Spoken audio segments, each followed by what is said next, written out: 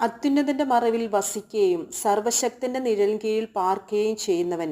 യഹോവയെക്കുറിച്ച് അവൻ എൻ്റെ സങ്കേതവും കോട്ടയും ഞാൻ ആശ്രയിക്കുന്ന എൻ്റെ ദൈവവും എന്ന് പറയുന്നു. അവൻ നിന്നെ വേട്ടക്കാരൻ്റെ കെണിയിൽ നിന്നും നാശകരമായ മഹാമാരിയിൽ നിന്നും വിടുവിക്കും. തൻ്റെ തൂവലുകൾ കൊണ്ട് അവൻ നിന്നെ മറയ്ക്കും. അവൻ്റെ ചിറകിൻ കീഴിൽ നീ ശരണം പ്രാപിക്കും. അവൻ്റെ വിശ്വസ്തത നിനക്ക് പരിചയം പലകയുമാകുന്നു. രാത്രിയിലെ ഭയത്തെയും പകൽ പറക്കുന്ന അസ്ത്രത്തെയും ഇരുട്ടിൽ സഞ്ചരിക്കുന്ന മഹാമാരിയെയും ഉച്ചയ്ക്ക് നശിപ്പിക്കുന്ന സംഹാരത്തെയും നിനക്ക് പേടിപ്പാനില്ല. നിന്റെ വശത്ത് 1000 പേരും നിന്റെ വലത്തുവശത്ത് 10,000 പേരും വീഴും, എങ്കിലും അത് നിന്നോട് അടുത്ത് വരികയില്ല. നിന്റെ കണ്ണുകൊണ്ട് തന്നെ നീ നോക്കി ദുഷ്ടന്മാർക്ക് വരുന്ന പ്രതിഫലം കാണും. യഹോവേ, നീ എൻ്റെ സങ്കേതമാകുന്നു. നീ അത്യുന്നതനെ നിന്റെ വാസസ്ഥലമാക്കിയിരിക്കുന്നു. ഒരനർത്ഥവും നിനക്ക് ഭവിക്കയില്ല, ഒരു ബാധയും നിന്റെ കൂടാരത്തിന് അടുക്കയില്ല.